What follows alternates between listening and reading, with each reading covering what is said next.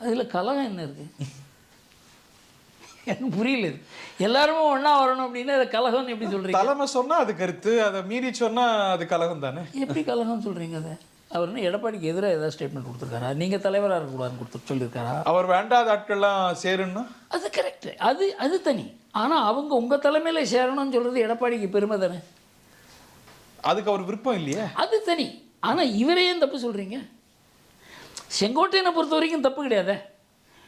அதாவது எடப்பாடியை ஏற்றுக்கொள்ளாதவர்கள் கூட நம்முடன் இணைந்து எடப்பாடியை ஏற்றுக்கொண்டால் கட்சிக்கு நல்லதுன்னு சொன்னால் அது கலகம் கிடையாது.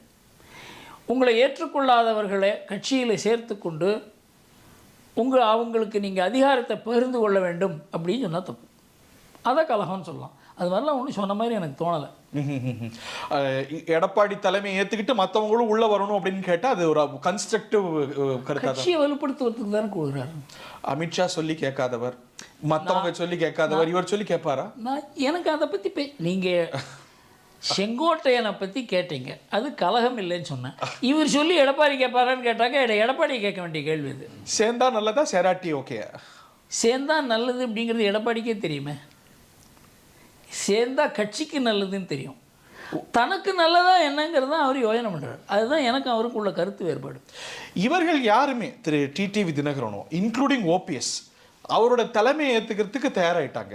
நீங்கள் முதலமைச்சர்னு என்டார்ஸ் பண்ணுறதுக்கு ஐ திங்க் மிஸ்ஸஸ் சசிகலாவுக்கு கூட மாற்று கருத்து இருக்கும்னு நினைக்கிறேன். அப்படி இருக்கும்போது இவர்கள்லாம் அவருடைய தலைமையை என்டார்ஸ் பண்ணும்போது வாட் ஸ்டாப்ஸ்?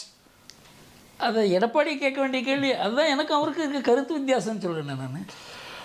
அமித்ஷா ஏன் வலியுறுத்த மாட்டார்? அவர் சாணக்கியர்னா இந்த ஒரு விஷயத்தை ஏற்றுக்க முடியலையே. இதை நீங்கள் அமித்ஷா கிட்ட கேட்கணும். அமித்ஷாவுடைய எண்ணத்தை பற்றி சொன்னேன், அவருடைய நோக்கத்தை பற்றி சொன்னேன், அவருடைய யுக்தியை பற்றி சொன்னேன். பாஜக காரங்கிட்ட என்ன சொல்லியிருக்காரு இன்னைக்கு? அவங்களெல்லாம் பற்றி ஒன்றும் பேசாதீங்க. ஸோ அது இண்டிகேஷன்.